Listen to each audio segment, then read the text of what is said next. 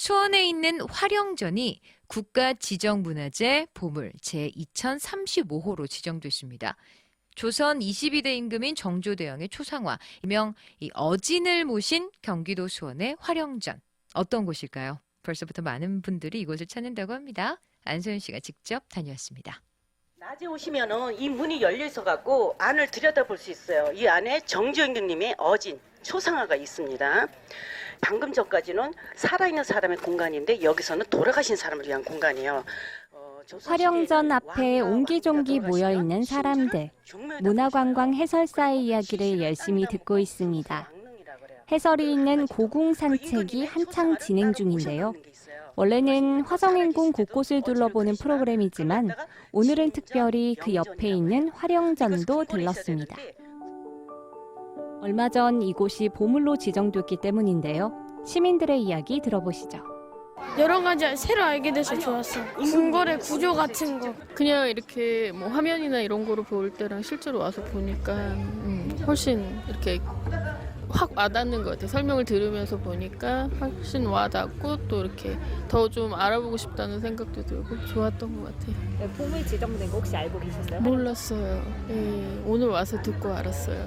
저도 수원 살고 있는데 이렇게 자세하게 둘러본 것도 처음이어가지고 되게 색다른 경험이고 다른 외부에서 오시는 분들도 되게 경험하면 좋을 것 같아서 생각보다는 되게 좀 괜찮았던 것 같은 게 이게 그냥 건물만 있을 줄 알았는데 이제 와서 문화 해설사 분이 해설해 주는 거랑 와서 직접 보면 생각했던 것보다 좀 이렇게 많이 규모도 크고 예전에 있었던 것들을 좀 상상하게끔 만들어줘서 괜찮았던 것 같습니다.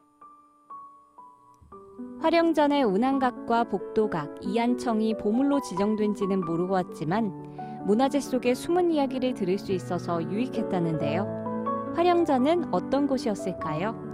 수원시 화성사업소 오선화 하계사입니다. 화령전은 정조 어진을 모시는 전각이에요. 그래서 정조 어진이 남아있었던 1908년까지는 어진을 이제 그 임금님들이 주기적으로 오셔서 제향을 올리던 곳입니다. 순조 때부터 시작이 되어서 마지막까지 총 16회 여기 임금님들이 직접 오셔서 제향 작헌례를 올렸는데요. 이렇게 궁궐 밖에 있는 영전에 임금님이 직접 오신 경우는 이곳이 유일해요.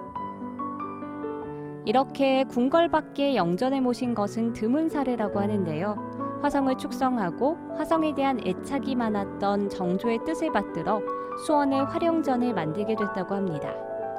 그렇다면 화령전에 있는 정조의 어진은 진짜일까요? 광복이 되고 그다음에 정부 수립했는데 뭐가 있었죠? 우리나라끼리 북한하고 이제 전쟁, 한국 전쟁 있었잖아요.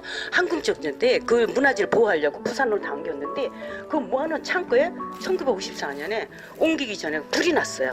그래서 혹시 어머님들이 아이들 데리고 그 어진 그 전시 가면은 많지가 않아요. 영조라든가 철종, 그러니까 두루마리로 보통 돼 있어서 옮길 때는 둘둘둘 말거든요. 걸 때는 쭉 펴서 걸지만은 거기 말아놨는데 여기서 불이 붙으면 이게 쭉 불이 붙는 거예요. 그 정조권을 타고. 굉장히 안타까웠는데요. 현재 화령전에 모셔져 있는 어진은 진본이 아니라 표준 영정입니다. 표준 영정은 위대한 업적을 남긴 인물의 초상화가 남아있지 않을 경우에 국가에서 인정해준 공식 초상화를 말합니다. 화령전은 1801년에 세워진 건물로 이번에 보물로 지정된 운항각과 복도각, 이안청은 화령전 안에 디귿자형으로 배치되어 있는데요. 여기 말고도 이렇게 영전이 우리나라에 몇 군데 있는데 이렇게 임금님을 모시는 진전이 있으면은 저렇게 이안청이라는 게 있어요. 이안청을 이 안에 무슨 공사를 하기 위해서 무슨 일이 있어갖고 뭐 여러 가지 하재라든 게 있어가지고 뭐 옮기게 될지 저쪽으로 옮기는 거예요. 근데 이렇게 진전하고 이안청이 따로따로 이렇게 있는데 여기는 이제 돌아가시면 이제 볼 거예요. 한번 가보실까요? 복도가 있어가지고 이렇게 비가 올 때나 눈이 올 때는 맞지 않고 갈 수 있는 게 이게 있는 거예요. 단청도 그 200년 전에 그대로예요. 요 발도 200년 전 거였는데 몇 년 전에 이거를 지금 손질을 좀 한 거예요. 그 여기 지금 도로래 같은 거는 우리나라는 이렇게 차일이라는 그 행사할 적에 건을 해주게 해주는 게 있어요. 또 창건 당시의 원형을 잘 유지하고 있고요. 건물의 역사적 기록도 잘 남아있는데요. 19세기 궁궐의 건축 양식을 보여주는 장인의 기술이 건물에 적용돼서 이번에 그 가치를 인정받게 된 겁니다. 오늘 휴먼시티 소원은 여기서 인사드립니다. 지금까지 저는 안서연이었습니다. 고맙습니다.